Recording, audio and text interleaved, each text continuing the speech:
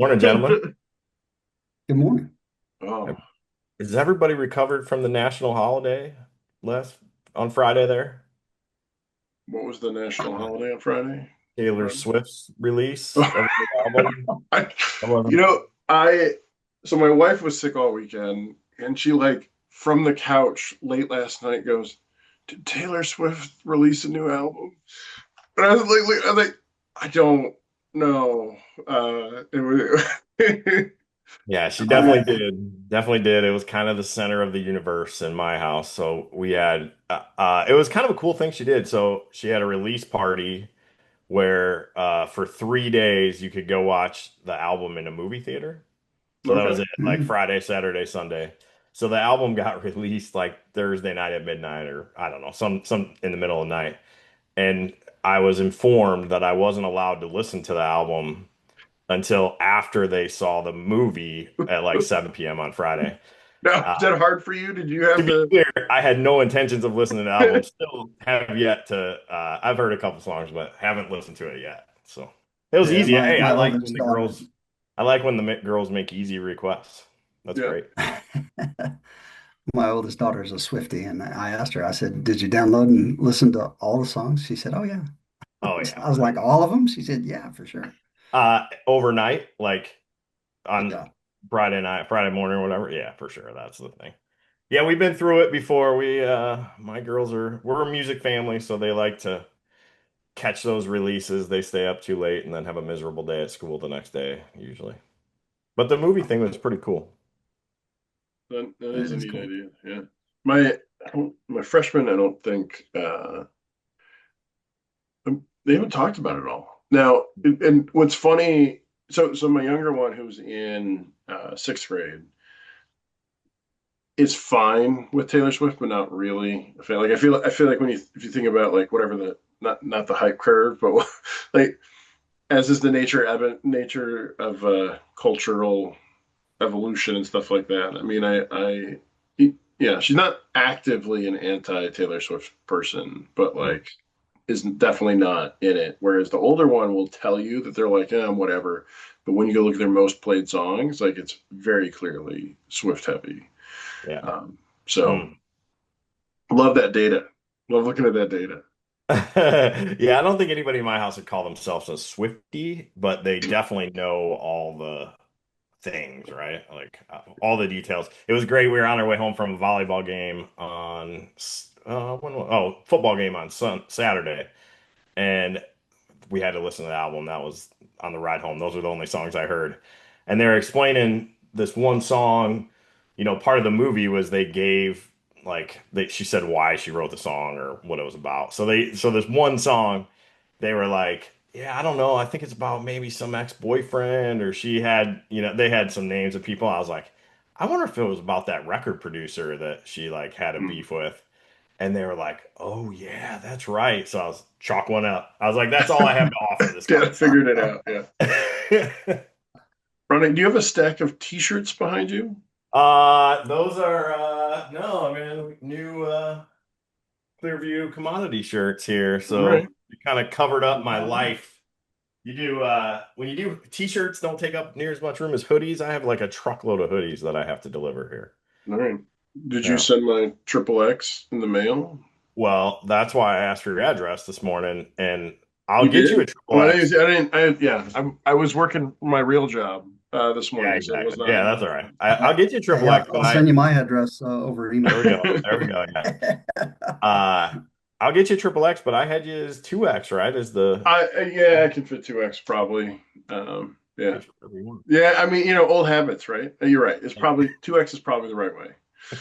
I'm wasting away here in Exactly. Exactly. Massachusetts. We should introduce Rob Yeah. Rodney. Yeah, Rob Houston. Rob, good to have you, man. Um, Thanks. Good to be here. yeah, anxious to see where this discussion goes. So, just a little bit about Rob. Rob and I only met a couple years ago, probably maybe 3 years ago, right? When I was with Yeah. Indigo.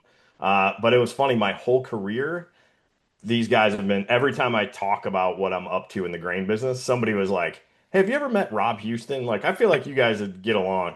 And I'm like, "No, never met him. Heard a lot about him, but I grew up at Cargill for the most part. Rob, you were Bungie, right? Do I have that right? Most recently, but yeah, I worked for Okay. Cargill as well. I was Oh, a you did. sales All leader. right, that's why your name came up. But Yeah. what? So what year did you leave Cargill then? So I was with Cargill from 2002 to 2005 as a sales leader. I led well, in the beginning, it was two FSGs, is what they call them, Farm Service Yeah. Groups, one in Mount Vernon, Illinois, and one in Vincennes, Indiana. Okay. And then later, those two merged together to be the Lower Ohio River FSG, and I was over both of those as a sales leader. I gotcha. So you left the day I walked in. I started at All Cargill in right. 2005. So yeah, Okay. but And then, it wasn't long after that that I went to Growmark, and I think you worked for Growmark as well, right? man, how do I not know this? Yeah, yeah, that's right. So when did you leave Gromar? The day before I started there? Oh shit, Rodney's Probably coming in. We so better make a. 2007 to 2011 was when I was with Growmark. Yeah, so I came over in 2012. So yeah, Rob catches wind that I'm going to be there, and he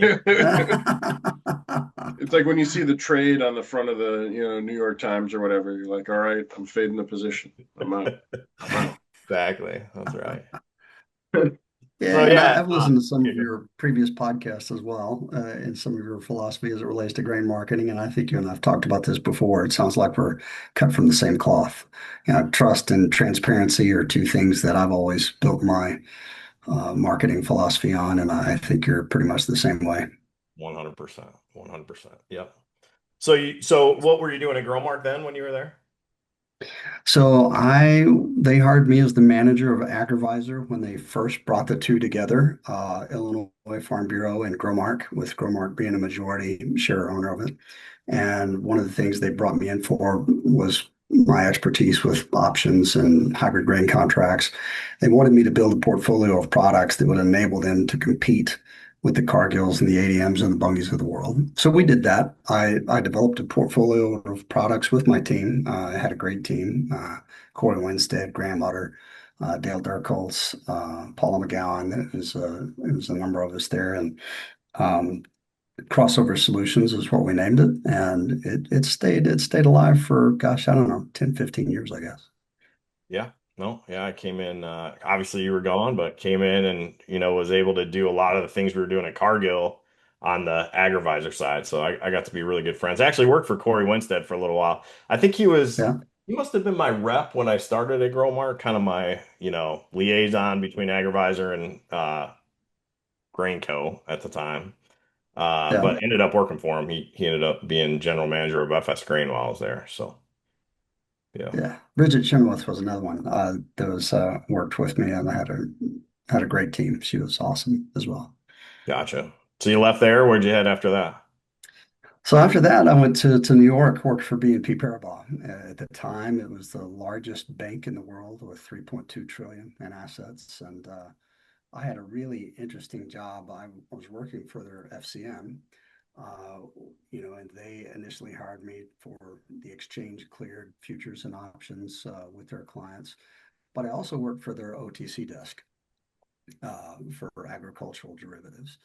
And that was where, I really kind of, found the value of transparency.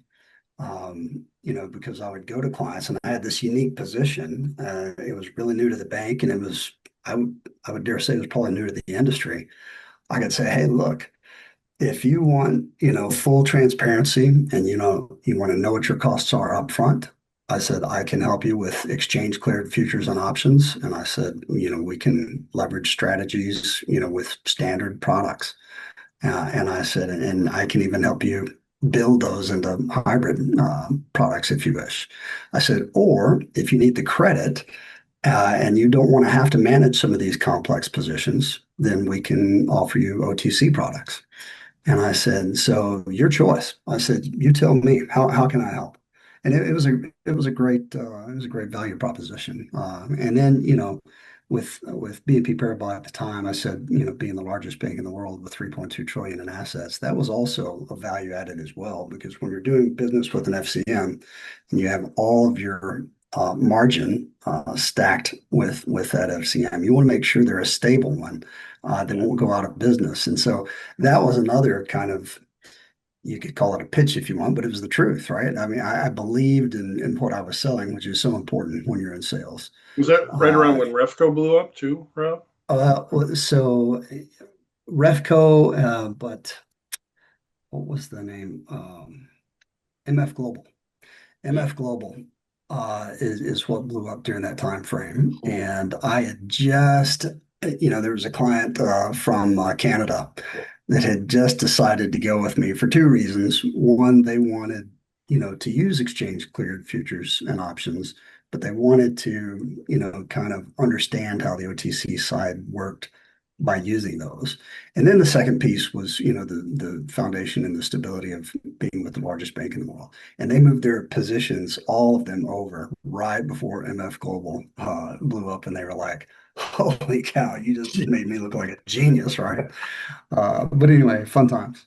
Yeah, that's awesome. So the customer there for you would have been like food companies, or who were you working with there?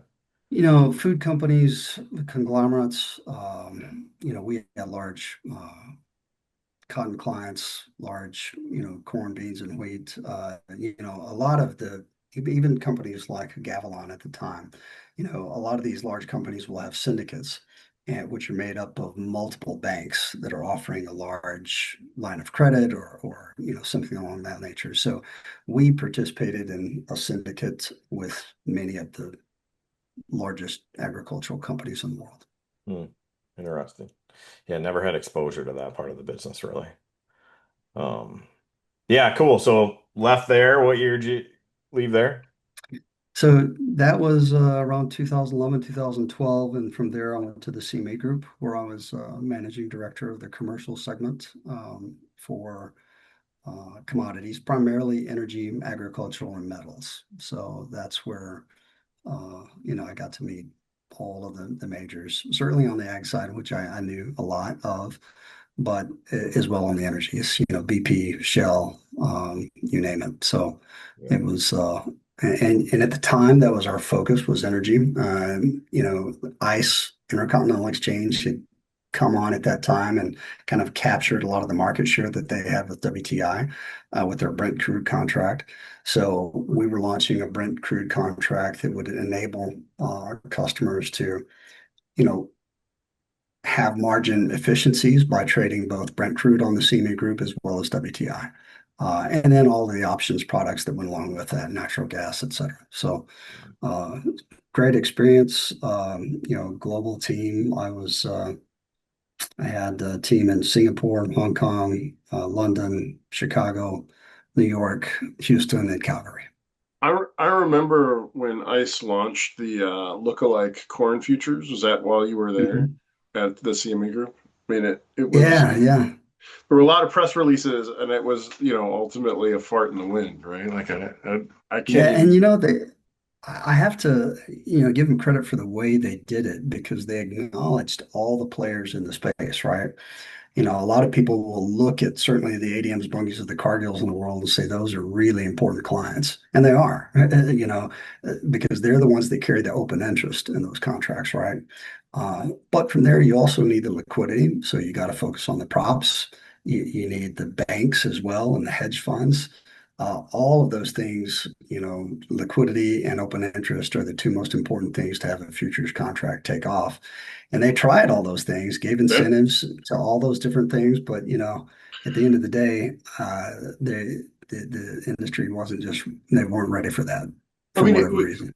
yeah. I mean, I remember we looked at it pretty closely. I think because I was still at Cargill at the time, and so we had to keep. I mean, one, it was at the end of the day, it was inconvenient, right? It was like, okay, here's Yeah. another source of liquidity and pricing for the same thing. You struggled to imagine that it would add more liquidity to the market, right? I mean, we and but like as I've done other things, like I recognize what's interesting to me is ICE became is still one of the big swap data repositories. And Mhm. so, and it was, and I don't know if CME does it. I would assume they do it now, but back then, I think it was really just ICE was doing it in terms of the big exchanges in the US. And so I could see there a lot of value being around being able to settle everything all in one place and deal with weird OTCs, but ultimately settle them within the exchange, and deal with margins and all that kind of stuff. But yeah, obviously it didn't go anywhere. Well, and along those same lines, Gabe, what's I think transpiring today is the value of data. And I think you mentioned that earlier. You know, the data exists for everything that's exchange cleared, but a lot of that same data, it does not exist publicly for the OTC side. But I think that's about to change. There's a lot of brokers that trade that OTC environment, and that data, the market data is very valuable, especially from a historic perspective. So But I think you can get SDR swap data repository reporting. Yeah. Anyway, I don't want to go down the whole Dodd-Frank world. That's one time in your life, Gabe, I'd It was a imagine. fun time. Yeah, man, Cargill got fined. Here, I'll tell this story. This is pretty funny. So I mean, Cargill got a big fine on the whole swap dealer thing, right? I forget the exact. I mean, I think most of those fines end up being called was it failure to supervise or something like that? Is the it's like the catch-all when you get in trouble. That's what that. But there were a couple things going on, and basically Cargill was reporting the business I was in was reporting the margin that we were making. I would say generously described as incorrectly, and so it was something that was really frustrating to me because it was the side of the business that was dealing with the larger companies. So your mhm. big food companies or whatever. And so on our side, we'd always been super clear about like immediately showing what the value of the thing was and basically showing you what the margin was. And so we were forced to adopt what was ultimately a very convoluted way of doing it. So that was a big pain in the butt.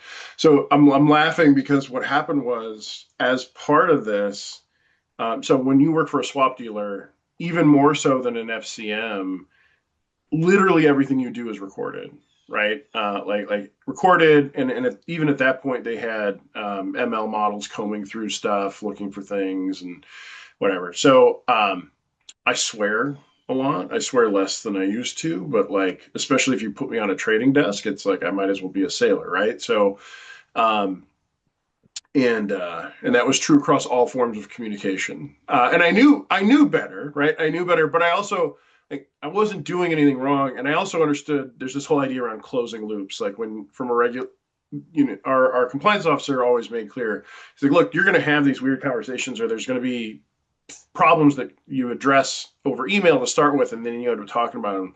He's always make sure you close the loop via email because when we go back and look, we're not going to get that conversation you had, right? Yeah. So Well, like on that's that side, not where the failure of supervision came in, where no, they no, were. no. No. So what happened was, so one of the things those models look for is swearing, right? They look because that like Yeah. you can imagine, I use it in the same way people use vocal fillers, but for somebody that doesn't swear normally, right, it can show a point of stress. Anyway, so like I said, the methodology for reporting the margin was convoluted. So somebody had asked me about it over chat or something, and so I first like wrote like a paragraph talking about how stupid and idiotic it was, and then I proceeded to lay out like the exact argument about like here's what it's doing and here's why it's stupid, and with lots of swearing. Anyway, so the compliance officer was like, yeah, we did see that.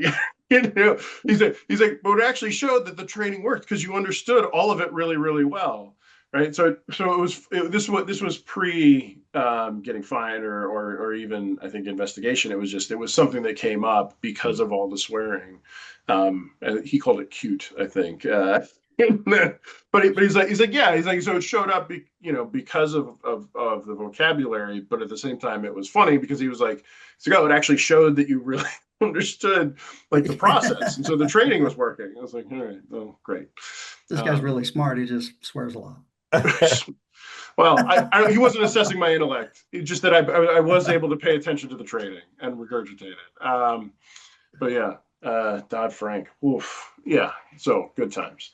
Glad to be not, sit in the middle of that right now. Although I guess the regulations are getting peeled back every day, so who knows? Just We'll broadly see. speaking, um, maybe life's a lot easier there. Um, Although it's probably not interesting to most of the folks we talk with. So Rob, so what are you doing today, Rob?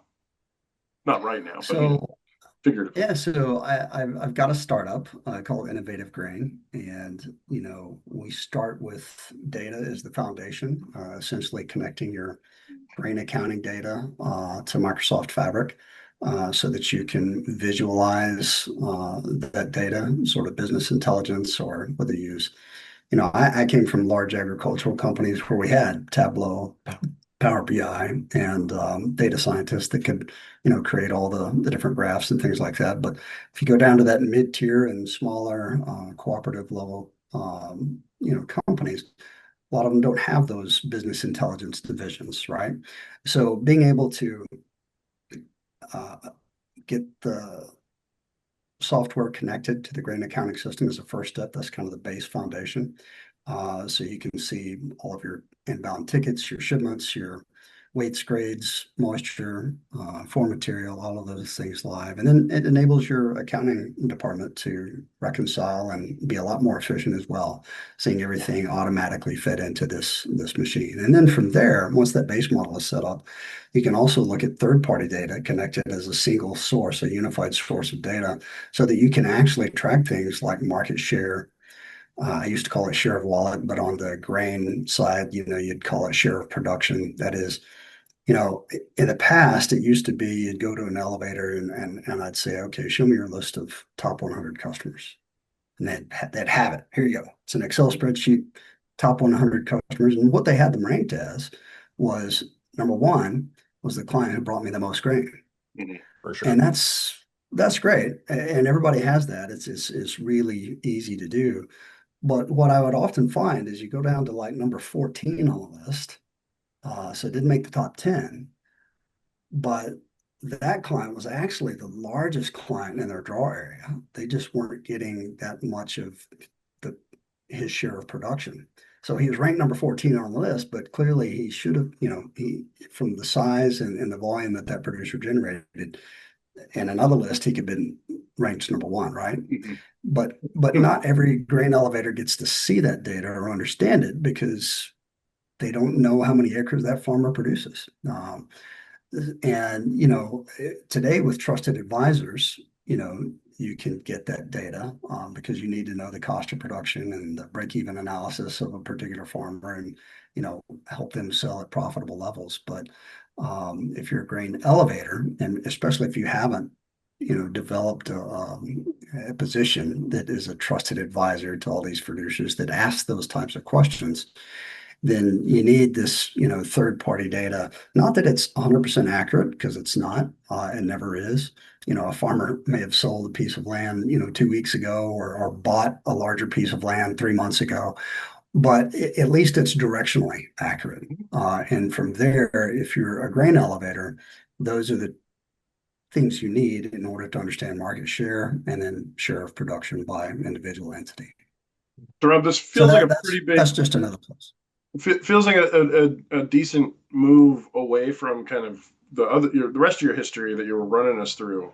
So what drove that? I mean, so I think we've hit on this podcast a number of times. Obviously, technology plays a huge role in anybody doing financial services types of work. So not a shocker that you've been exposed to a lot of that, but curious on what's the story on making the change.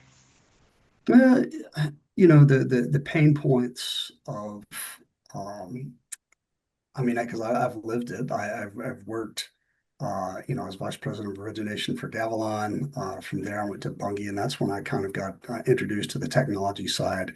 I was director of customer solutions and services, so I was over their mobile app, their customer portal, their website, Salesforce administration, and things of that nature. So, getting to see everything from the technology side, and then all of a sudden you really understand, the pain point is data. As large as we were, regardless of the company that I worked for, whether it was Cargill or Gavilon or Bungie, having all of that data accessible in one place just didn't exist. It doesn't today for most green companies. So I had a friend of mine that asked me a little over 2 years ago, had I ever heard of Microsoft Fabric? And I was like, "No, I haven't heard of that." And he said, "Well, you should go. It's some really cool software. Microsoft Fabric is absorbing Microsoft Power BI, but it is obviously in the cloud. It uses Azure cloud as kind of the base, but it enables all of this data to be come in and unified in a single source, so that you can visualize it, analyze it with, whether you use Python or machine learning notebooks, whatever the case may be. It just it enables all of your data to be accessible in one place, and then it democratizes that data so that anybody in your organization that wants to see it, needs to see it, you can allow them to. You can even set permissioning levels and things like that. So you've got different levels of compliance, who can see the data, who can edit the data, who can manipulate the data, et cetera. So very powerful tool. It's still somewhat new. It's been around for a little couple of years, maybe 3 years, I guess. But most of the people, when you ask them, have you ever heard of Microsoft Fabric? It's still very new. So Yeah, only the people that are forced to switch from Power BI know about there you go. this thing. Yeah, Well, I fair. mean, And Power BI is not officially dead yet, right? But it's on its No, yeah. no, it'll still, they're still using the name Power BI, but it's been absorbed and it is part of the Fabric platform now. just say, I got to imagine that Power BI infrastructure will sit around for at least another decade. Like there's two, if not longer. If there's one thing I've learned, Yeah. like, yeah. I mean, and so where I am now over Little Leaf, where they're heavy, we are heavy Power BI consumers, but have that similar challenge, Rob, that you're talking about, where there's not a lot of expertise in manipulating Power BI to make it show you what you want, on top of just our raw data problems. Well, Um, right. And even if you go back to some of the larger organizations that I worked for, we had those tools, but we would explain a set of graphs or charts that we wanted. They would provide them to us. A data scientist would, bang something out and say, well, what does this look like? But then you even found yourself at that point saying, okay, great, but I want to drill down even further. And so you ended up importing the data into Excel, right? You've all been through it. yeah. And so it's, you never, once you understand the value of data and you get access to it, it's just never ending. You want to drill down more and learn more, whether it's forecasting or seeing patterns from historical data, really powerful stuff. So, our value proposition is enabling those mid-tier and smaller grain companies to be able to compete at the larger levels. And then, you throw in everything that's going on with AI today, artificial intelligence and machine learning, and then even the digital growth strategy. You know, uh, One of the things that I discovered in my recent job was we would update our hours of operation on the website. Okay. But if something mechanically happened and broke down, we'd send out text alerts for everybody who had subscribed to text alerts. We send out emails. We called people that we knew were shipping, but undoubtedly someone would show up and says, "Well, it says here you're open," and they might be looking at Google My Business, or they might be looking at Bing Places, or they might be looking at Apple Business Connect because they used Apple Maps, not because they didn't know how to come to your location, but Right. they wanted to, if traffic or a wreck had occurred, they wanted to know what the next fastest route was, is maybe they're coming from the field or from the bin. So you see all these platforms, these digital platforms, and you understand the need that you really want to be able to communicate with your customers at their level, not where you want them to communicate with, but where they prefer to communicate with. So that's another piece of leveraging technology to meet your customers where they're at and communicate where they want, when they want, and how they want. Man, so like one of the driving points in my career, Rob, I was at Cargill. We were in Seneca, Illinois. I'm a young kid. I'm new to the grain business. And we had a safety get together, right? So the whole FSG comes together. There's like 150 employees all in Seneca under this gigantic tent. We, shut down the elevator, locked it out so we didn't have to wear like PPE essentially walking around this tent. So the whole elevator was locked out, sent postcards to customers, messages, everything. And I'm sitting there, enjoying my pork chop sandwich or whatever. And in drives, gravel road, a mile long. In comes a semi. It's Ryan Widman. I'll never forget it. And he pulls in with a loaded semi. And everybody just looks at each other like, oh man, what do we do? And the only answer was, sorry, Ryan, you got to go home. Right. And that just killed me. And like, since then, it's been like, man, how do we keep that stuff from happening, right? It's just interesting. And there are tools out there. Ideally, what I wanted for our merchandisers was to be able to enter it in one spot that, their hours of operation and whether they had changed. And then from there, with APIs and technology, be able to update it in all those other different places, plus send outbound messages. That way the merchandiser can continue to focus on, adding real value to producer customers versus banging out on all these technologies to try to keep them informed.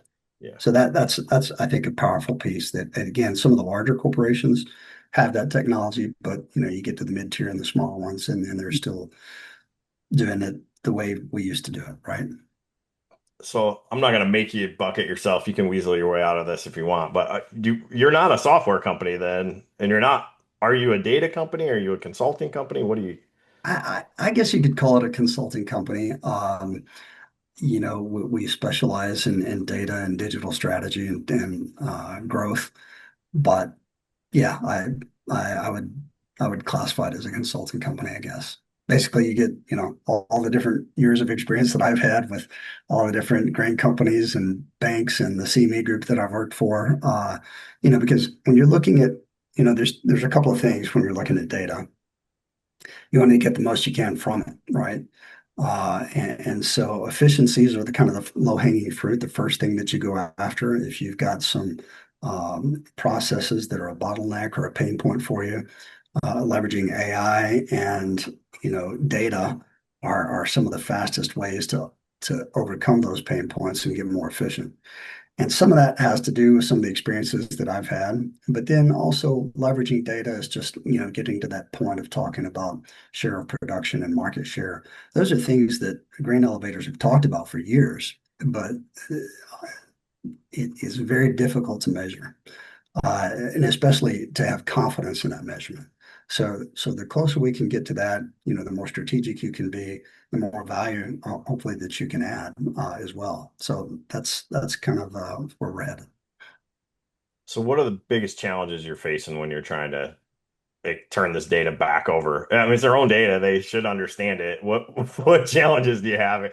I think a lot of people, Rob, would be shocked that this is a business model in the grain business, right? Like, Fair enough. I'm not, obviously, but what types of things do you struggle with?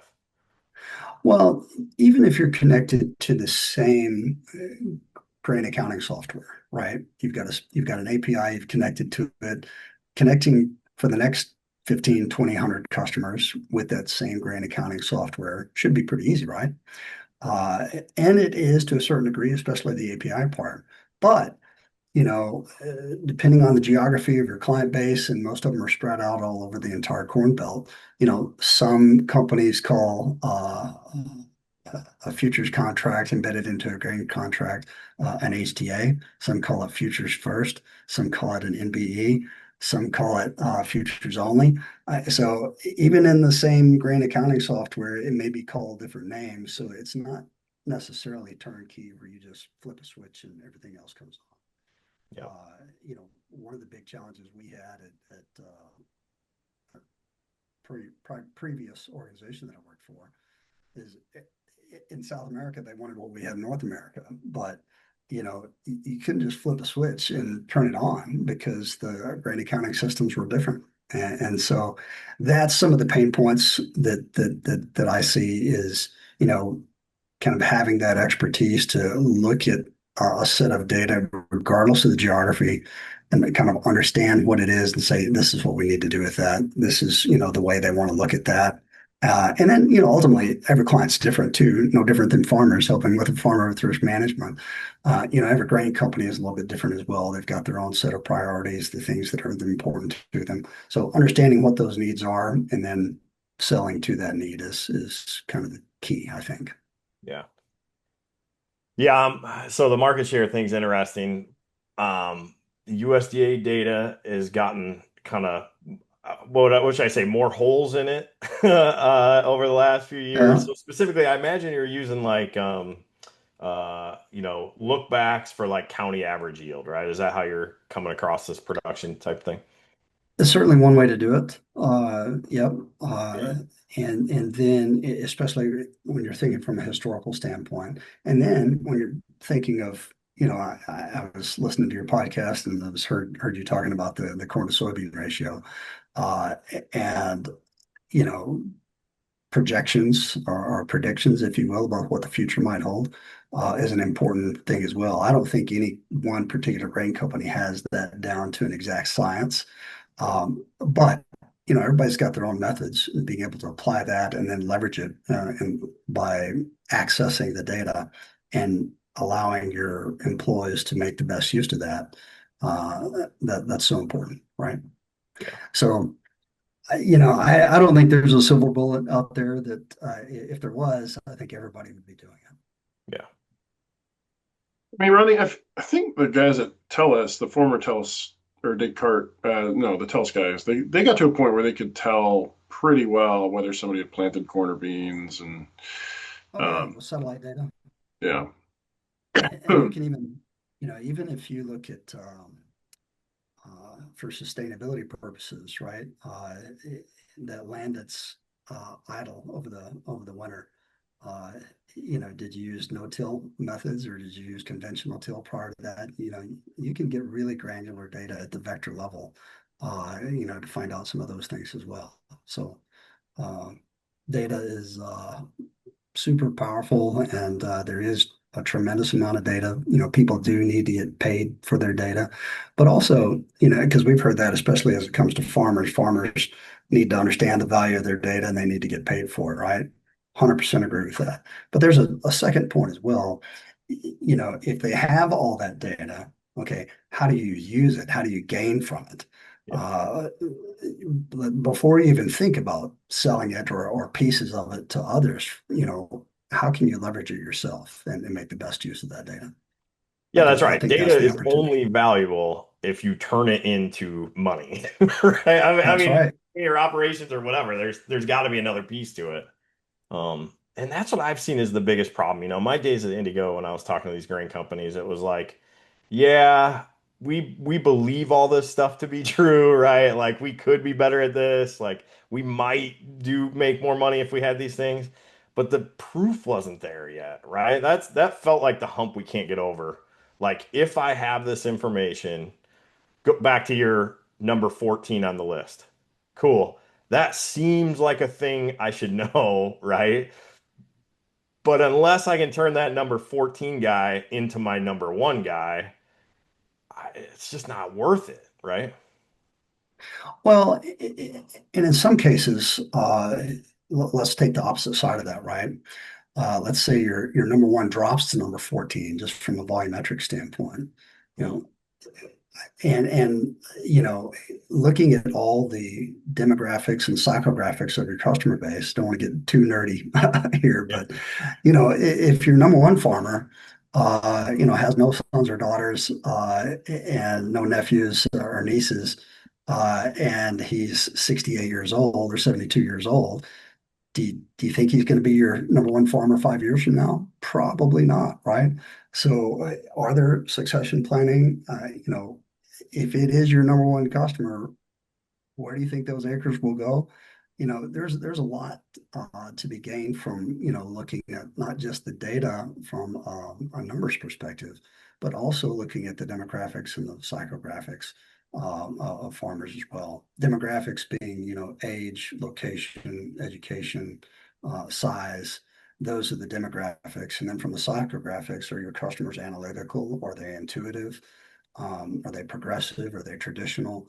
All of those things are data points that can be leveraged to create mutual value, value for the grain company, but also value for your customers. You don't want to send a lot of data and analytical information to someone who makes decisions from an intuitive standpoint, right? And vice versa. If you do have a guy that's extremely analytical, you want to provide him with as much data as you can so that they can make, good decisions. So getting to know your customers, right now, a lot of that exists in the head of the merchandiser out there. And a lot of organizations have CRM platforms out there, but still that information is in the head of the merchandisers. It hasn't been, input into your CRM platform, which is probably where it should be. But again, it's got to be for the right reasons. A lot of these grain merchandisers that work for grain companies are, their families are farmers themselves, right? So you want to be able to collect data for the purpose of adding value to your customers. You never want to be collecting data, for manipulation or margin extraction. Rodney, I look at your business model and I can only imagine that some mornings you wake up with a little bit of ass in your gut and you're like, how can I add value to my clients today? You're never thinking, how can I take value from my clients? If you had that mindset, your business model would be short-lived, right? For sure. But when you have this mindset that, how can I add value to my clients? Well, then word spreads, your reputation grows, and your business is built off that. So I truly think that's the way to move forward.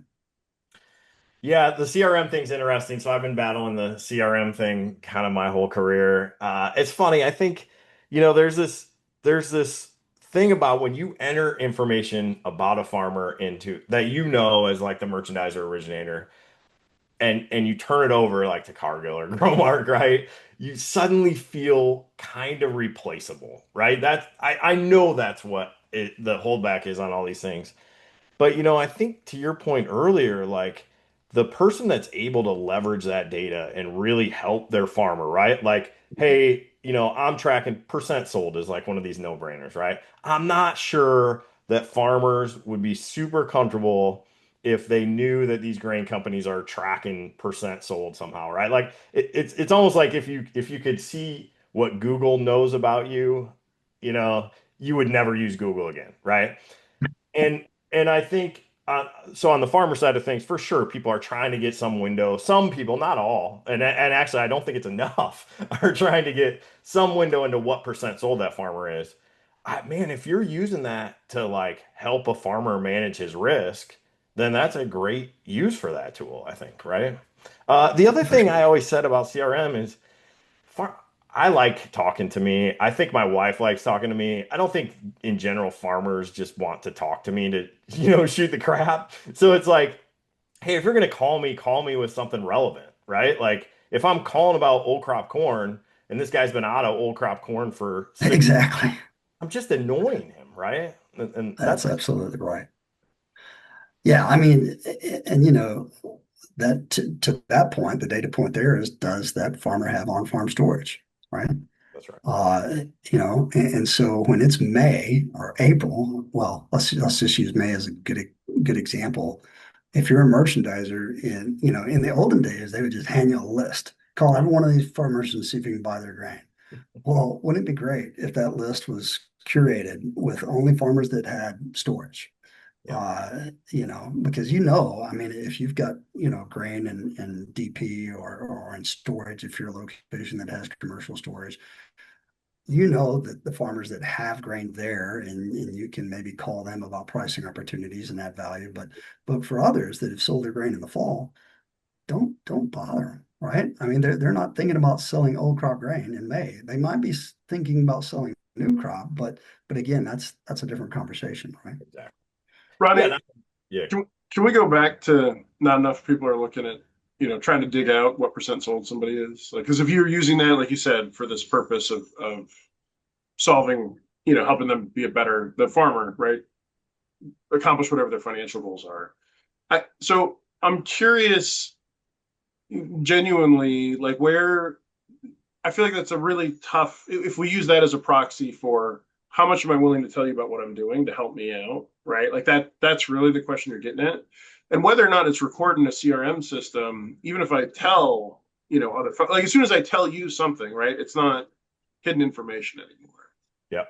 Um, and so I also think, and I think everybody here would agree, it's unreasonable to expect a company, right, to have a strong set of ethics around, be able to make as a company a decision, right? We rely on individuals to make those decisions, but as the information becomes, democratized within the organization, right? Like now, that so like that, those are the concerns that I think are floating around people's heads, right? What different angles of that, but basically that.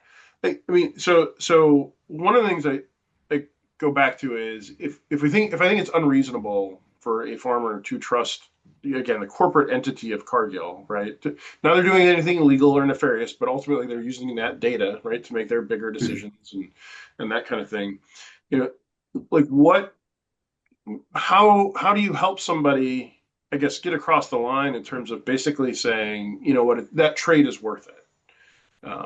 Like what you because in Rob, actually, to go back to what you were talking about before in terms of flipping the positioning. So is your number one customer going to be your number 14? Where are they at from a demographic perspective? Like that feels like a risk conversation to me, which I will say I've always struggled to convince people to focus on a risk, right, and address a risk until they've lived it, right. And, once somebody goes through that stuff, generally you don't have to describe the pain to them anymore. But until they've done that, like getting them to say, oh yeah, it's worth that investment to understand when's my number one going to drop or not, or that. But similarly, it feels like a similar conversation around, Rodney, like, hey, let me explain this counterfactual where you don't give that information. Here's how it hurts you. Like what I'm curious what those conversations are like, or what you do to help somebody get over that line. Well, from a merchandiser perspective, especially a younger merchandiser that's just entering into the business and they don't have, the expertise that someone like Rodney has, they get this in their mind that, wow, the market's rallied significantly. It's up at a point where we think there's going to be resistance. I mean, a lot of farmers should be selling today, right? And they'll get that in their head and they'll make these outbound phone calls. And the examples that I always try to give to them is I said, okay, imagine we're at an event and a farmer comes up because we just gave a supply and demand outlook. And the farmer says, should I be selling today? Right.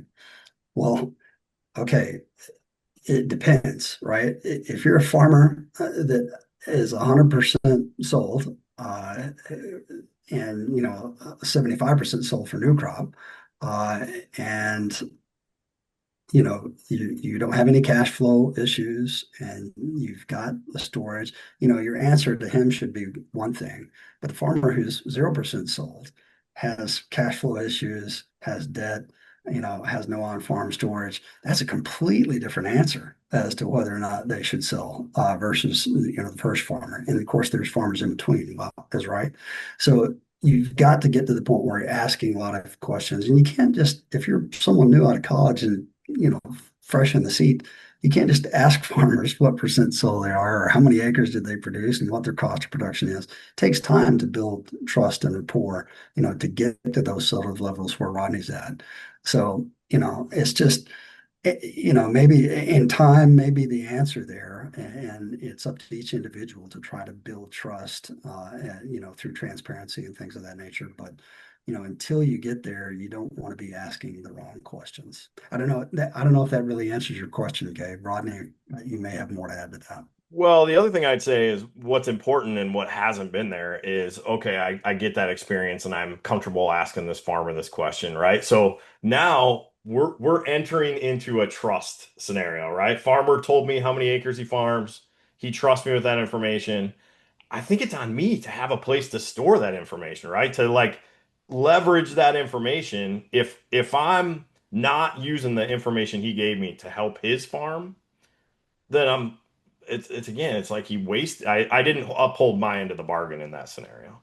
But again, go back in time, right? You're at Cargill, right? And you're asking somebody those questions, and so part of this is, I will say, I think it's rare that the information that an individual farmer has is actually is materially useful, right? There are obviously moments where having that information as a Cargill is helpful, but Useful to the bigger company, you're to the saying. bigger company. Totally But agree. like a single farmer's data is actually not that interesting, right? Yeah. Like and so I think it's this. I'm wrestling with this, this idea, and it's not new, right? But this idea that, like, as a individual, as a small business owner, right? I think my data is certainly very important to me, and it's very valuable to me. I think I can see things that you can do with it. I'm worried that it's going to get used against me if you have it. But at the same time, again, at a Cargill, very rarely are they going to look at an individual farmer and single them out for some reason beyond what happens anecdotally without a big system anyway. Because the merchandiser knows they do or don't have on farm storage, because the merchandiser originators heard, like, they talked to the banker, right? And they shared some piece of information, whatever, all that. I think that stuff has well predates computers, and is probably a bigger risk from a data perspective than anything they're handing over in those conversations. So we had Heather Gieske on a couple of weeks ago, and she talked about, like, carbon credits is the like she and I think she made a really strong argument for it, and I think I agree with her that carbon credits or sustainable practices are really the first time that there's been a clear way to monetize data you generate on your farm, right? That, like, there's enough value in the data generated for just your farm that is quantifiable. Um, and so, like, I guess, going back, trying to bring it back to this other thing. So for an individual, right, or again, a single small business, recognizing those conceits, I put my trader hat on. One of the things, so when we're looking at a possible trade, there's always reasons not to do the trade, always, because you never have every piece of information. That's never going to happen. Yeah. That's Um, correct. and so, like, a huge part of that process is, like, going through, well, what are the 50 things that I'm like, I'd like to know these things before I make a trade here. But then what happens is, like, that's a super normal human thing to do. And one of the tools you develop is going through and going, what would I do differently if I learned this? Right? Like, and go through. And then you weed that down to, it may get rid of your list, and then you're pulling the trigger because you're like, well, this is this is it. Like, and this is what I'm making the trade on, and it's this unknown, by this is the bet I'm making. But I guess similarly for thinking about a farmer, like, have you guys gone through those conversations with those guys? I mean, like, all right, you don't want to tell me your percent sold. Like, I hear you. Let's talk about what you're scared of, or what, not even what you're scared of, but what is it you think you're giving up? Like, is that where that conversation goes, or is it more, Ronnie, kind of what you're talking about in terms of, like, we're just building a trust, and so it's this: I tell you I'm going to do a thing, and then I do the thing, and I build that trust through a transactional process, and then eventually you just tell it to me. So I'm curious, like, what is that talk track like? Um, Ronnie, I'll let you take that one. So one, I think we're talking about a couple of different things here, right? So the way I understand Rob's business is he's saying, "Hey, grain company, how do you leverage the data that you have to run your business more efficiently?" Right? I have this merchant originator mindset, Gabe, where I'm like, I don't give a crap about the grain company in a lot of ways, right? Like, this is not where my business is, right? So again, good working relationships, all that kind of stuff. But uh, as I'm focused on the farmer, it's like, hey, how do I leverage that data available to me at the farm level, right? And when I think about, okay, I'm a farmer sharing my information with a trusted individual inside of a grain company, right? I think that what I would say is, I mean, that doesn't exist over 100% of Cargill's customer base. And frankly, it probably exists across like 3% of Cargill's customer base where all those things line up. So they're essentially modeling the other 97%, right? And they're going to do that regardless of if that farmer shares his individual data.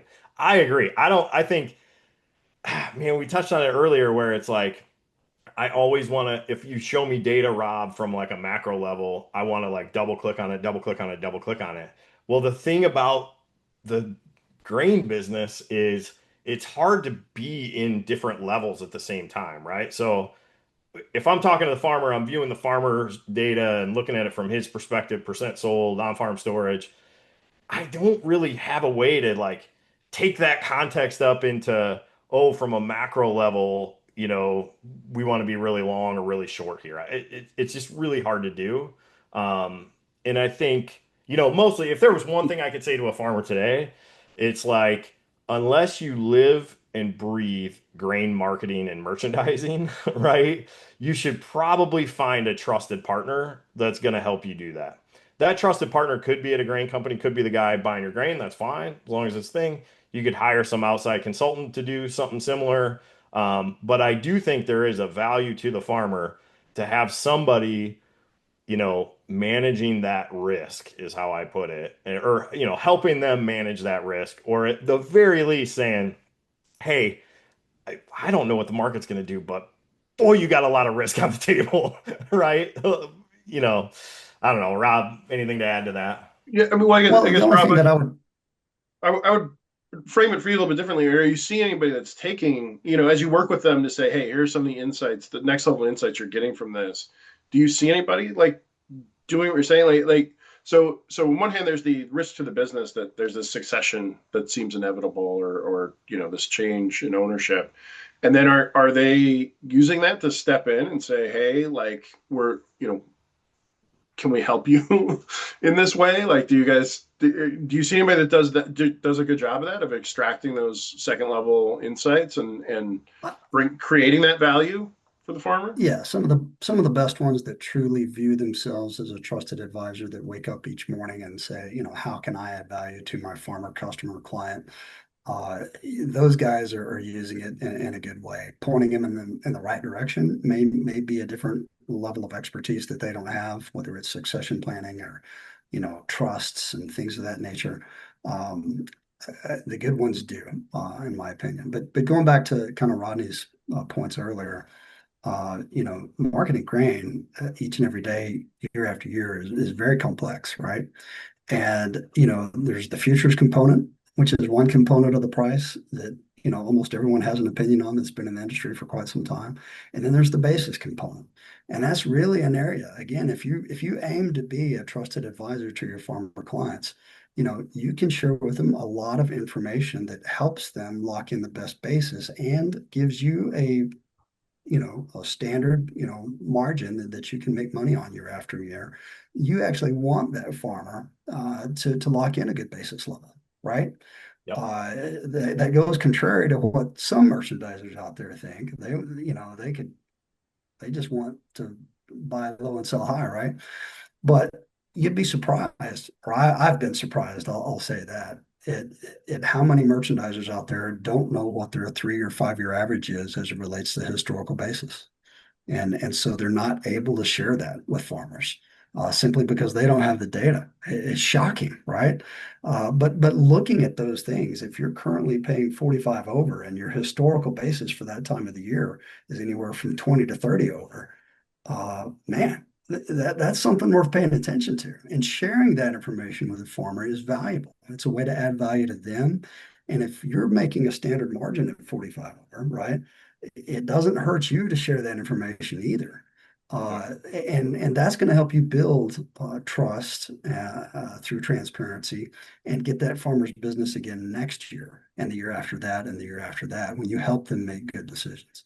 So, again, it's one of the things that excites me about this opportunity is when you start looking at data, you know, for our base model, it's just connecting that grant accounting data, for the current year. And then from there, within that same data set, let's look at historical data. Okay, now that we've got a good sense of that, what other data points can we bring in? I talked about third party data. If you've got that, great. What else can you bring in? Well, What about your mobile app data? What about your web site? Which farmers are looking at cash bids now? Those sorts of things. I know that gets really creepy and things like that. But again, if you're looking at through the lens of how can I add value to my farmer customers and how can I build trust with them and how can I help them gain value out of this data, then you're on the right track for a successful and sustainable business model, I believe. What are you said, there's some good ones out there that you've seen, leaving Rodney aside for now. We don't want to be too kind to Rodney. What are some of the, symptoms you would see of people that you think are using, those companies you work with that are using data in that way to add Well, value to farmer? What would you tell a farmer to look for? yeah, that's a great question. Over the years with the different companies that I've worked for, some of the very best grain merchandisers that work for a company, they end up, going into business themselves so that they can be truly non-biased. Mm. And it's almost like, not everyone has a negative perception of banks, for example, but if you do have a negative perception of banks, maybe it's because when you walk in there, you're discussing the fees that they've charged you and the all the different things that are kind of reduce your net worth essentially. And that's not a great feeling to walk into a bank, a place that you've had a negative experience with. And when you go to a grain elevator that's docked you uh, for material or moisture and that you felt was unfair, you're walking into those organizations and then someone is there trying to be a trusted advisor for you out of that location. So some of the best ones that I've seen have ended up getting out of those locations and setting up shop themselves So you'd and want to see charge. some internal conflict, like if Right. they But I well, but yeah. that being said, there are people within organizations that truly live it every day about, I am here to add value to my customer base. The company that I work for treats me well, treats my farmers well, and you can have a sustainable business model in that sense too. And it's a decision, right? I mean, you have to have that, at the CEO level or the president level or the general manager, down to the frontline employees. And it can't just be driven by one employee on the inside. It's got to be a culture thing. That's been my experience. I still don't know if I'm answering your question, Gabe, but I think the best ones that I've seen have got the experience so that they can know the markets, know historic basis levels, know what drives basis, know what drives the futures, but then be able to share that information in such a way that it adds value to their farmer base. And I mean, the other piece that you kind of tacked on right before that, though, was that it also looks like they're operating in a context where there's alignment, as far as you can tell from the top down, that is the way that they want to be. Yeah, Absolutely. I mean, And it makes sense. I know you guys all remember because we've all three worked for Cargill, but when I started with Cargill back in 2002, Dan Dye was there. Mm-hmm. And not every person remembers the vision of the company they worked for. But the vision was helping farmers prosper, creating mutual value. How easy is that to remember? And it's something that you can wake up and live each day and believe.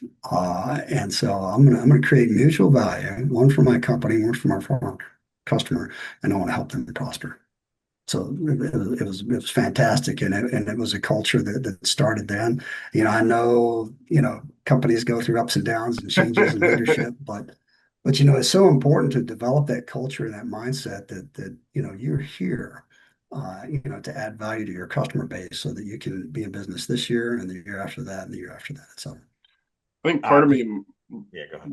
well, I was gonna say I might just be damaged because I mean, a big one of the big reasons we did so many farmer option schools was because people would did what we call premium offer, basically short a call, and then in their head they thought we were rooting on that call to be to go in the money, right? Because we sold right, rightly, or yeah, Yeah. and we Their weren't like perception is you bought it cheaper than the yeah, market. we bought it from them, and so now we owned it, and we were like, and so a big part of option school was actually trying to help people understand, like, that's not how an option trader works. Like we don't care what happens. As a trader, we don't care. We hope it fits into whatever your Mhm. marketing plan was.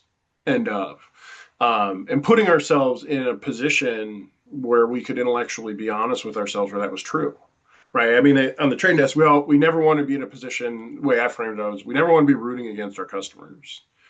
Right. So if we've done a good job managing our portfolio and risk, what the customer does doesn't matter to us, right? We want to make sure we're developing tools that are useful and interesting for them, but like we never Yeah, want something where it feels like we're excited to be on the other side of. Yeah. Like that's a complete failure. Sorry, but Rodney, I think you were jumping in, but that was Just the last thing. I never get a chance to talk about Dan Dye, and I would just want to say that during that time at Cargill, it was clear as day that there was total alignment. I have never worked for a company under a leader like Dan Dye where that was felt from top to bottom, and I just right. knew that I would never be put in a situation where that wasn't true. I just knew that, so it was worth throwing out there. Yeah, well, and all the way down to, very frontline employees, right? I mean, 100%. it wasn't just senior and middle management. It was No. throughout the organization. No, it was like the scale person, right? Like the Yes, guy right. dumped the guy literally just, checking in tickets was like, "Hey, we're here for you, man. This is what we do." And it was just widespread. It was awesome. Yeah. yeah. I well, just go back to the Cargill stuff. I forget what it's not their the Cargill overall guiding principles. You remember? Mhm. Do you guys remember what the first guiding principle was? We obey the laws of the countries we operate in. So when I was 22 and I saw that, I was like, "What the hell is this? Like, why do we have to put on here, that we obey the laws? Like, this is ridiculous." And then obviously, as I've gotten older, it's like, "Holy crap!" Like, Yeah. yeah, I get it Yeah. now. It's it's interesting.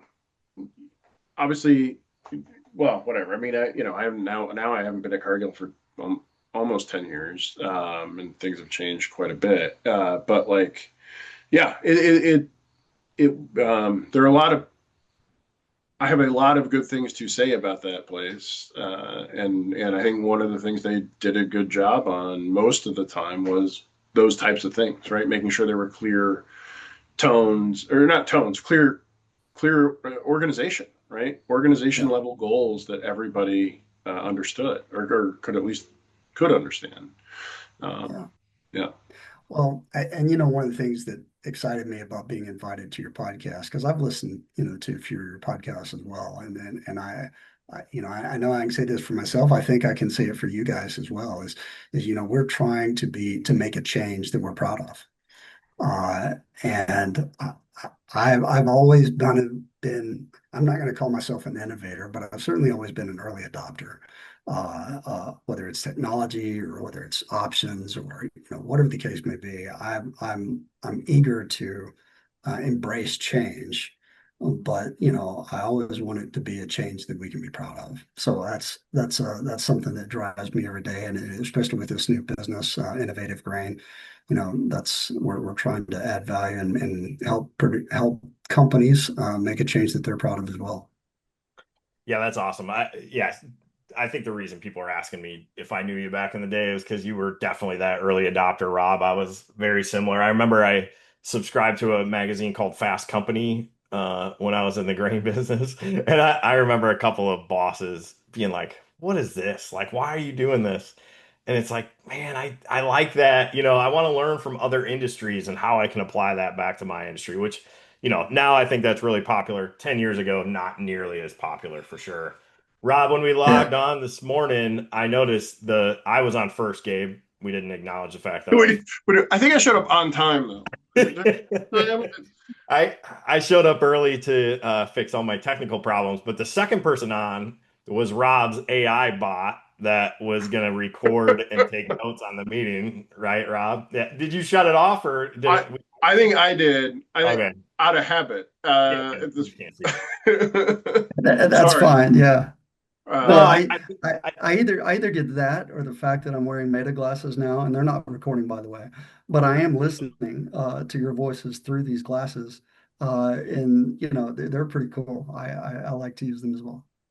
I love where this is headed. So, uh, on the AI type of thing, Rob, I mean, obviously lots going on there. Do you see a usefulness to artificial intelligence inside like the very tactical grain business? 100%. 100%. I mean, it is truly one of those technologies that if you're not using it because you tried it 2 years ago and you saw that it hallucinated and got Yeah. something wrong, and so you dismissed it, what a mistake. You need to get back on board and try it again. Ask it that same question that you asked it 2 years ago. It's likely not going to make that same hallucination today. I mean, when you look at the power of neural networks and these, NVIDIA chips that made NVIDIA, be the largest company in the world as it is today to surpass Apple in a very short period of time. I mean, this is real. The data centers that are being built to be able to handle, the large language models. All this stuff is it's only going to get better. It's only going to get more practical. I'm not saying that jobs will be replaced. There's tasks I think that, will definitely get replaced. Some of the repetitive tasks that I hope to help grain elevators with today. And that's not something that I was into ChatGPT 2 years ago when it first came out, and I thought it was cool then. But today you've got agentic AI and browsers like Comet from Perplexity that have agents built into them, and you can actually connect it to your email and your calendar and your other applications that you're working with, and ask it to do things on your behalf, and it will do it in the backgrounds. I mean, so 100%. There are ways that you can leverage AI today to make life more efficient. And the drive behind that is if you make my job more efficient as a merchandiser, then I can make life better for my individual clients. I have more time now to focus on them rather than these mundane tasks that have taken, 30, 40% of my time previously. So yeah, I hope I'm answering your question, Rodney, but I am super excited. I mean, like I said, the base model for us at Innovative Grain is connecting your Microsoft Fabric to your grain accounting data. But that's just, I mean, you got to get your data strategy right. You got to That's right. get that foundation built. Once you get that foundation built with your data, then you can leverage artificial intelligence to leverage that data and make your lives easier and make it so much more efficient. So huge believer in AI and machine learning. And 2 years ago, I took a class from the University of Texas at Austin. It was called AI and Machine Learning for Business Applications. And machine learning is what a lot of people call AI. But, with machine learning and Python and using whether it's a Jupyter Notebook or Google Colab, you can find patterns in unstructured data that will just blow your mind. And I'm quite certain if it blows my mind, with all the geekiness that I have access to, it will blow the minds of just regular individuals. So excited, and I know that whether you the other thing about AIs that I get excited about is MCP, Model Context Protocol. APIs have been a big thing for years, always have been, and I would dare say maybe always will be, at least some form of it. But now with MCP, Model Context Protocol, you can actually leverage the different LLMs out there. It used to be that companies had to pick one or the other. You had to pick Gemini, you had to pick ChatGPT, you had to pick Claude, you had to pick Grok, you had to pick Microsoft Copilot, right? Or DeepMind, the list goes on and on. But now it's very rapidly approaching the time where you build the infrastructure and then you access the best models out there, whatever they may be. You don't have to be tied to one. So really exciting stuff. Claude I use a lot because it's better at things, including coding, but also at writing. And not that I ever have it write for me, but as far as getting the context, the formats, things like that, it's super powerful. ChatGPT is always going to be on the leading edge. I think they're doing great, and the others are too. The advancements that they've made in the last 2 years are super powerful. If you're not looking at them today and you're listening to this podcast, you need to at least try some out and Google what some of the best use cases are for efficiencies and leverage it. You'll be pleasantly surprised, I think. So if I'm a farmer listening to this podcast, Rob, like what are a few things you think I could use artificial intelligence for to better my business? Sure. Basis in particular, you know, what are the nearby basis levels within a 75-mile radius, if that's your radius, right? Or a 30-mile radius, if that's your radius. Yeah. What are the best basis levels that are being reported out there? What is the 3-year average basis level, for my area? All of those things are easily calculated. And that's assuming that basis levels are posted, and I think it is, at least in the U.S. anyway. I can't speak for Canada, but in the U.S. anyway, a lot of them are posted. You'll find some processors in particular that are saying, well, yeah, that's our posted bid, but that's not our real bid. But Yeah. I think those days are kind of getting short-lived too. I point towards Amazon and what's happened in the retail space. If you didn't think that transparency was important, just look at Amazon and the growth and the size that it is today. And plus, I always, he was talking about relating it to different industries. I used to, and still do today, well, it's getting better, but I used to just absolutely hate with a passion buying cars. I mean, I hated it. Yeah. I hated that back and forth and them trying to make me feel I got a special deal. And so they go to the manager one last time, they come back and this is the best we can do. And I buy it and then I walk out and I see my neighbor that's driving the same model car that I am. And, I find out he got a better deal than what I got. And I hated that experience, right? And so it drove me, that along with some examples I could give with the Chicago Board of Trade as well. I prefer transparency. I feel like it's fair. I feel like it's a much better buying experience for me or selling experience if you're a producer. Yeah. If you feel like you're getting a fair price that everyone else is as well, your business, I think, will grow, especially if you also have employees that are following that culture that we all spoke of earlier. Yeah. So huge fan of transparency. And if you have a transparent markets, then you can leverage AI with just a few sentences, ask it the questions, and it'll provide the answers. And I would say even like if your grain elevator isn't posted online, if you're doing a regional thing, it can generally tell you if basis is good or bad, right? Like That's right. I don't know, it doesn't have to be specifically elevator A is at this price usually.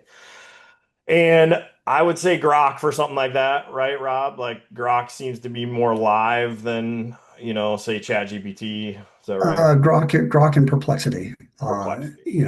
I haven't made the Perplexity. yeah. Oh yeah, I'm a huge fan of Perplexity. I know. I Full disclosure, I'm a Perplexity business fellow, but Okay.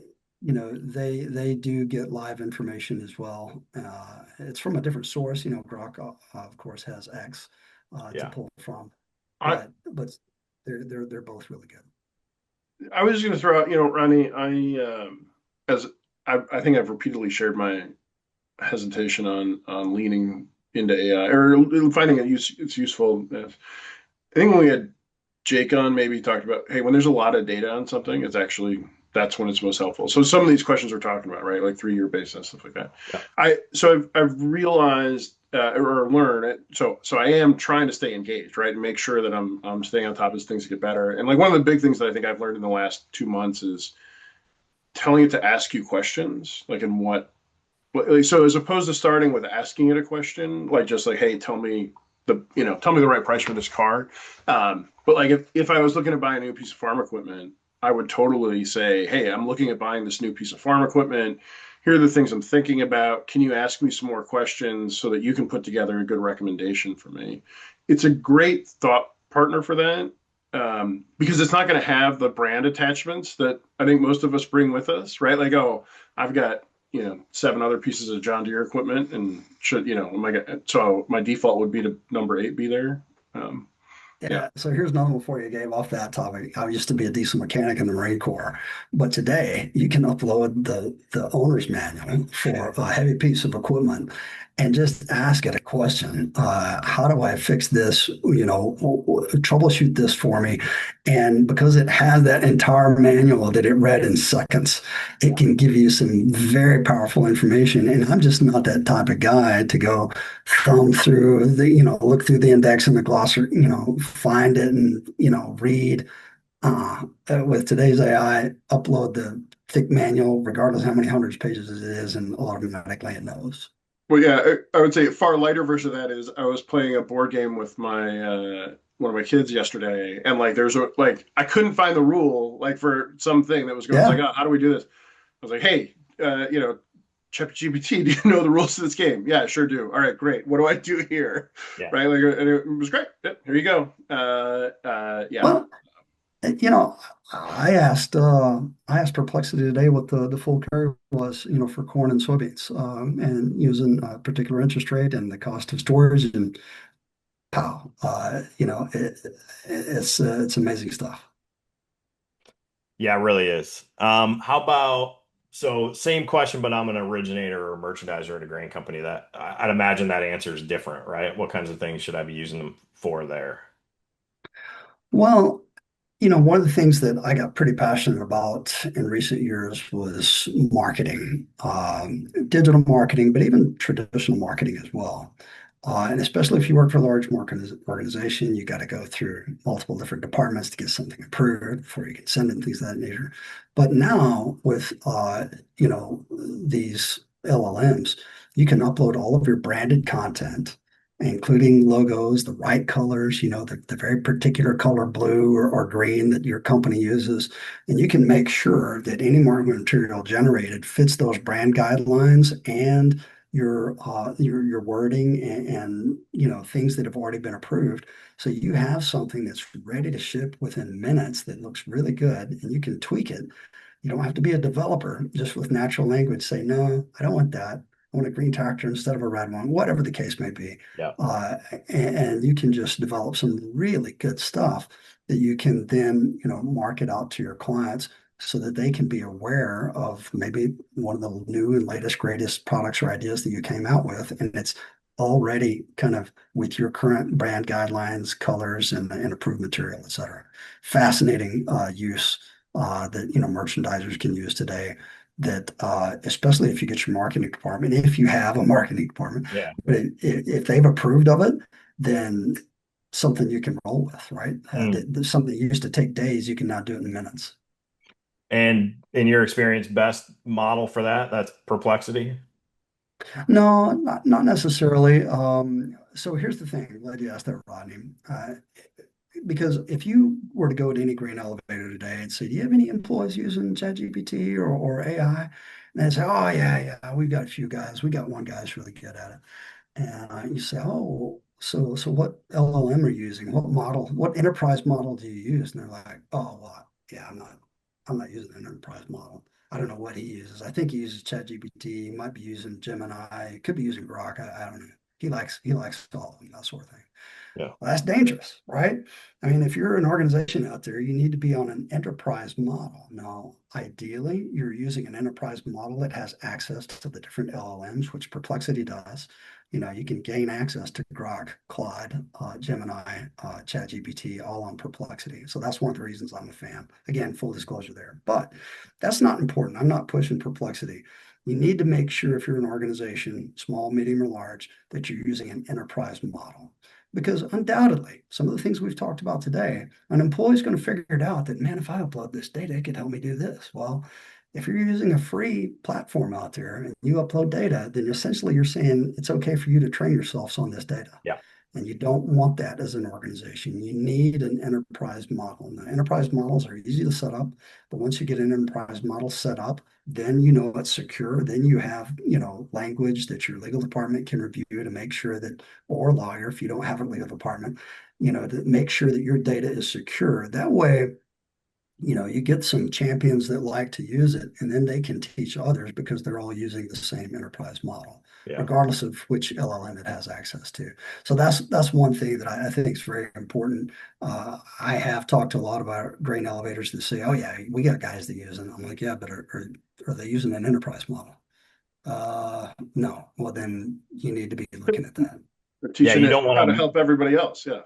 you don't want some rogue kid dumping contract data out into chat. Absolutely not. Yeah. Absolutely not. Although a good use You, case, right? It could be a good thing to do.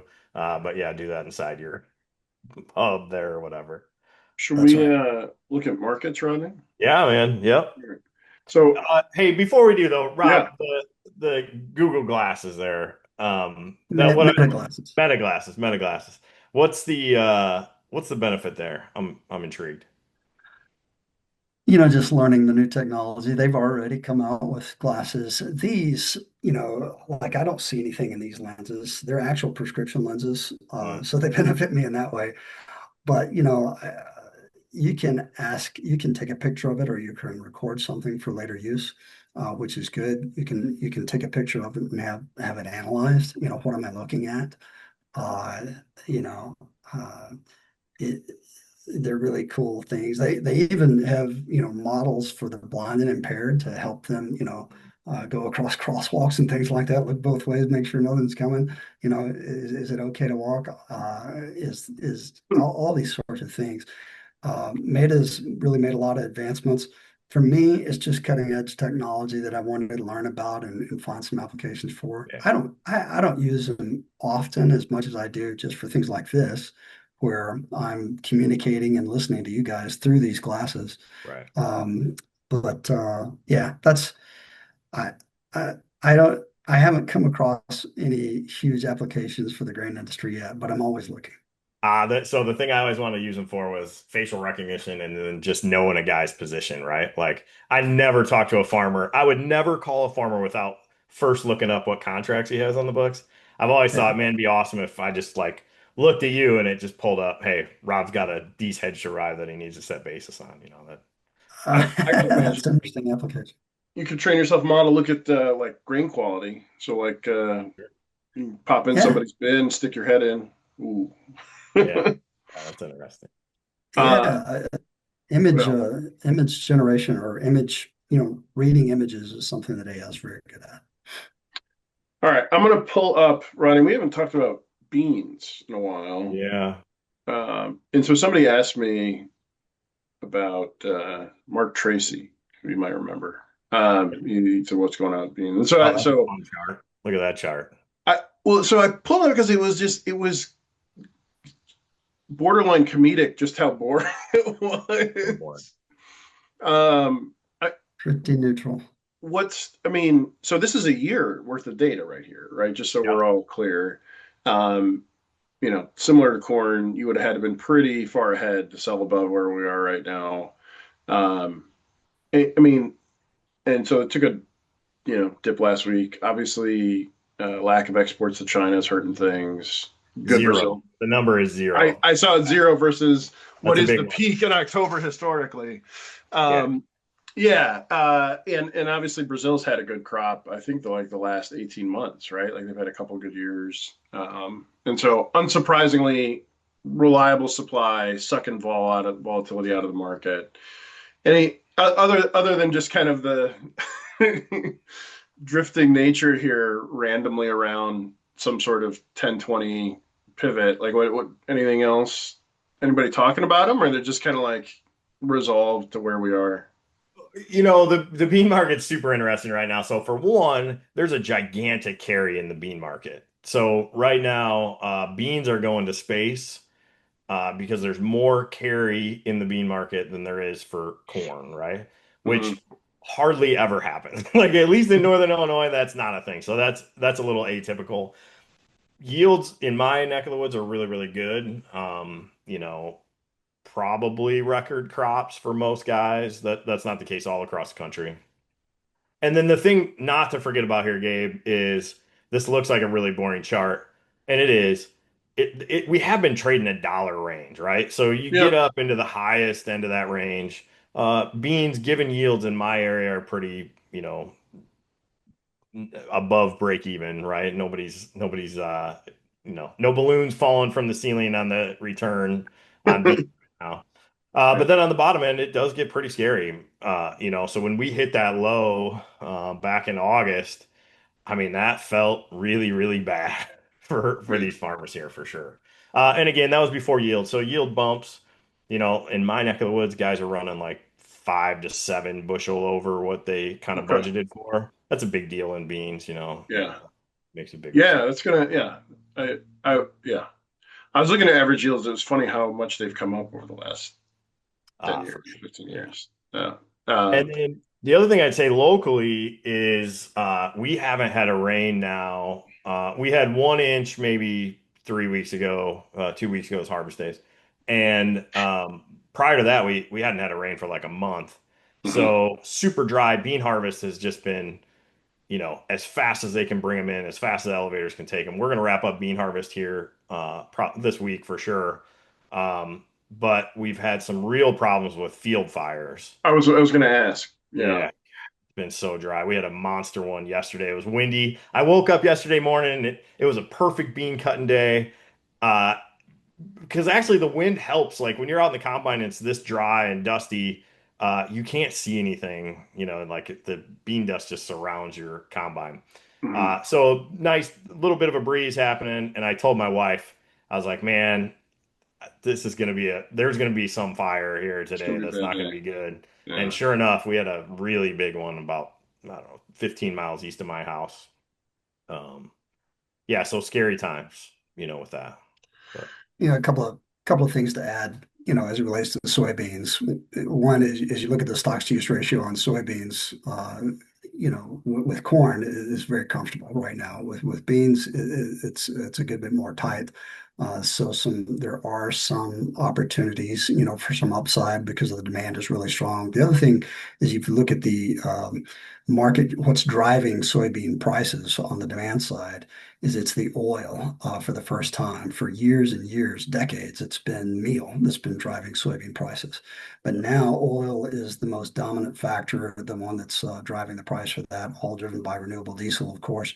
So when you look at it from a demand perspective, I always look at, whether you're comparing it to winter wheat or some other winter crop like winter canola, for example, do you want as you look to seek to diversify with maybe another crop, if you're in an area where you can. I know that's not necessarily the case for Ronnie's area, yeah, but um, you know, do you want to put your bet on renewable diesel, something that's driven by, energy, or do you want to put your bet on a carbohydrate?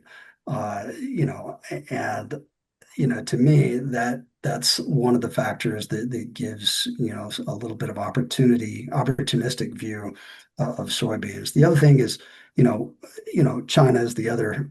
China's been one of the strongest demand points for years. This is a little bit on the other side. The sensational demand just seemed like it was never ending for China, but now they switched a lot of that. Still have that same demand level, but rather than gathering it from the United States, they've shifted to gathering it from South America.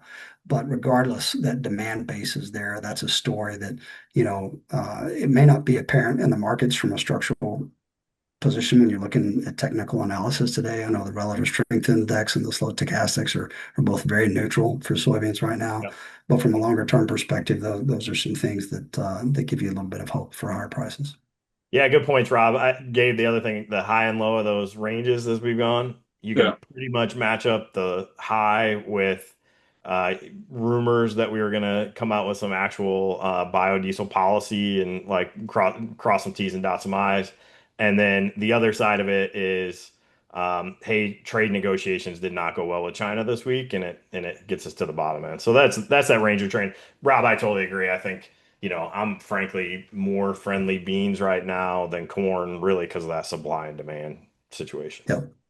I mean, this does have the smell. So one of the things I learned probably back in 1998 was the longer and quieter a market is, the bigger the pops are when it starts to go, right? Because everybody's using all the funds and tech folks. Rob, you talked about technical analysis, pull in a couple things there. I mean, they're all different, glorified versions of moving averages most of the time. And so as things get quiet, things just creep closer and closer to the current market, and it's kind of like a self-fulfilling prophecy to some extent. So it seems ripe for fireworks if it starts to move one way or another. But yeah, corn.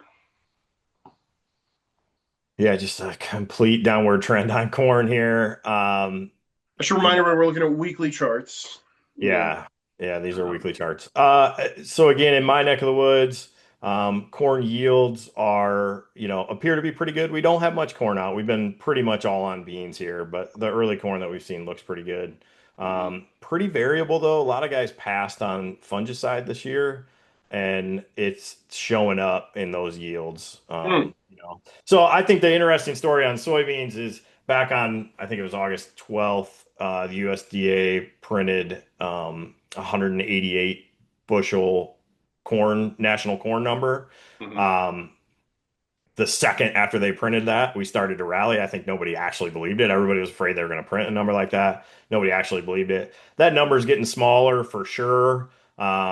We'll see where that shakes out. I think probably the trade's estimating 181, 182 Okay. kind of yield number on corn. I think that's still a record. So I'm sure it is. Yeah, that's still a record yield Yeah. on record acres, right? So hard to be super bullish when a 7 bushel reduction to a still record number Yeah. is possible.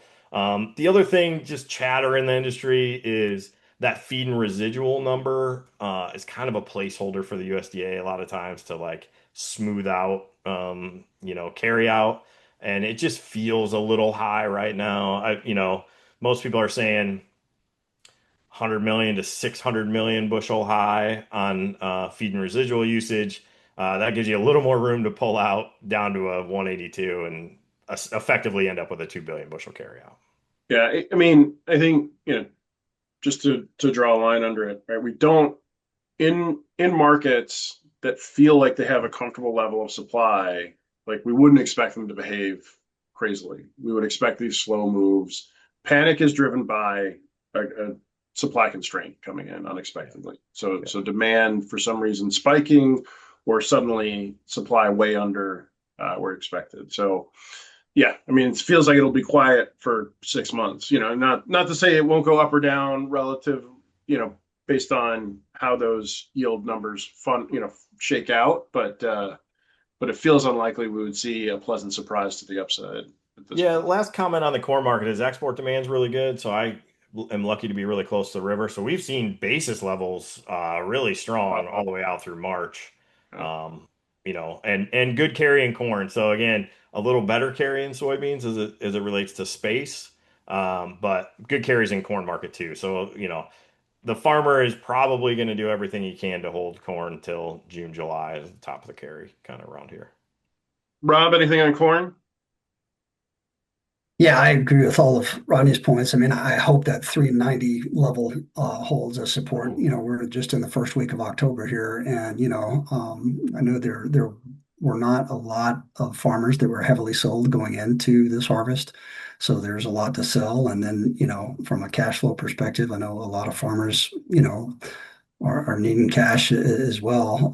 It varies it goes back to what Rodney and I were talking about each individual farmer is different, but I hope that those 390 levels hold the support as you get into gut slot harvest here. And then, yeah, other than that, there's no big drivers to speak of.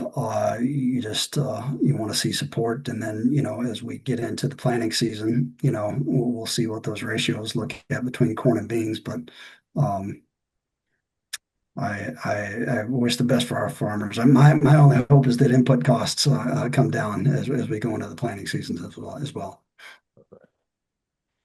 And Uh, then, I already said last thing, but the other thing on the corn market, we are relatively close to crop insurance levels here, so it provides a little bit of support if we went down and tested that 390, but still just a bad deal. all right. And then my favorite, December live cattle futures. There you go. There's a good one. If you're a cattle So farmer, you're smiling at this chart. Well, this is my macroeconomic U.S. leading indicator number, Rob. Yeah. So way back earlier in the chart around here, I said I think come September we're going to see it turn bearish, and I've been wrong, but I feel like it's like teasing, because we talk about the personification of markets. So obviously the market doesn't give a crap what I have to say about it, but it is entertaining to me that like we hit September and it's just like sitting here. Yeah. Yeah, it is interesting. But I mean, so I'm certainly wrong about September being a a turnover there. I Well, do and continue to just be I'm wary sorry. about that flipping. Yeah, I mean, um, I'm like a broken record on it, but I think it's worth people, whether it's this or whatever folks are looking at. I mean, we are hitting the government shutdown's not going to help, right? With furloughs and things like that. I mean, the real leading indicator is probably unemployment numbers, but I think where we'll see that show up fastest, other than equities on the commodity side, is somewhere like this live cattle market, which has been um, it, fairly strong to the upside, and so it feels like it may be bubblish in short. Like I don't think that's a controversial view, but when those bubbles pop, it tends to be pretty violent. So What's Yeah. your Well, favorite and we're, cut of steak, Rob?